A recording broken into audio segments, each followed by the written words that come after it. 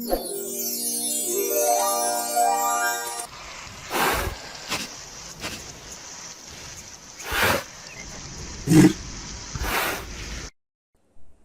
कहानी उदयपुर जंगल की है, जहाँ पर सब पक्षी अपना अपना घर बनाकर रहते थे। वहाँ पर एक गरीब टुनटुनी चिड़िया पेड़ की ढाल पर रहा करती थी। उसका ना तो कोई घर था और ना ही परिवार। वो बिल्कुल अकेली थी, इसलिए कोई भी पक्षी उसकी मदद नहीं करता था और ना ही उससे ढंग से बात करता था। कुछ ही दिनों में बारिश का मौसम आने वाला था।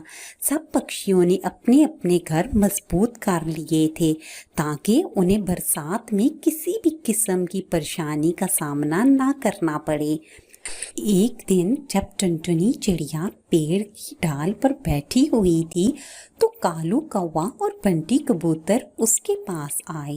कालू कौवा बोला, देखो दोस्त, कैसे ये गरीब हर वक्त इस पेड़ की ढाल पे बैठी रहती है।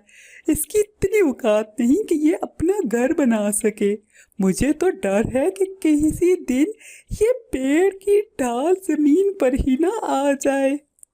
कर तो दूर की बात दोस्त, इसकी इतनी औकात नहीं कि ये एक घोंसला बना ले। इस तरह सारे पक्षी टुनटुनी चिड़िया का मजाक उड़ाते रहते हैं, जिसे सुनकर टुनटुनी चिड़िया दुखी हो जाती है। ऊपर वाले, आखिर मैं ही क्यों इतनी गरीब हूँ? क्यों मेरे पास रहने के लिए घर नहीं है और ना ही मेरे पास परिवार है? आखिर मैं ही क्यों इस सारी दुनिया में अकेली हूँ? मैं क्या करूँ? कहाँ जाऊँ? इस तरह वो पेड़ की ढाल पर बैठकर रोती रहती है। इतने में रात हो जाती है और वो वहीं सो जाती है। अचानक रात को बादल गरजते हैं और बारिश शुरू हो जाती है। बारिश इतनी जोर की थी कि पेड़ की ढाल जिस पर टुनटुनी चिड़िया बैठी हुई थी वो भी टूट जाती है और वो जमीन पर गिर जाती है, जिस पर सब पक्षी उसका मजाक उड़ाते हैं। जैसे ही सुबह होती है, टुनटुनी चिड़िया नाराज होकर जंगल के दूसरे कोने में चली जाती है और वहाँ एक दरख्त पर बैठकर रोने लगती है। सब पक्षी ठीक ही कहते हैं। मैं इतनी गरीब हूँ कि एक घर या घोंसला नहीं बना सकती। थोड़े दिनों में फिर बारिश आने वाली है, लेकिन मेरे पास तो इतने पैसे भी नहीं कि मैं अपने लिए एक घर बना सकूं। कुछ देर सोचने के बाद टुनटुनी चिड़िया को अपने सामने बांस की लकड़ियां दिखाई देती हैं। उसके जहन में एक आइडिया आता है।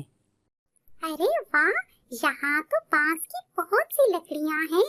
क्यों ना मैं इन सब को इकट्ठा करके अपना घर बना लूं। इस तरह मुझे बारिश से बचने के लिए एक मजबूत ठिकाना मिल जाएगा। फिर वो बांस की लकड़ियों को एक जगह इकट्ठा करके अपने लिए एक मजबूत घर बनाती है और उसमें रहने लगती है। थोड़े ही दिनों बाद जंगल में बहुत तेज तूफान आता है। सब पक्षियों के मजबूत घर टूट जाते हैं और वो परेशान हो जाते हैं। ऐसे में सब पक्षी टुनटुनी चिड़िया के पास आते हैं और उससे अपने किए की माफ़ी मांगते हैं।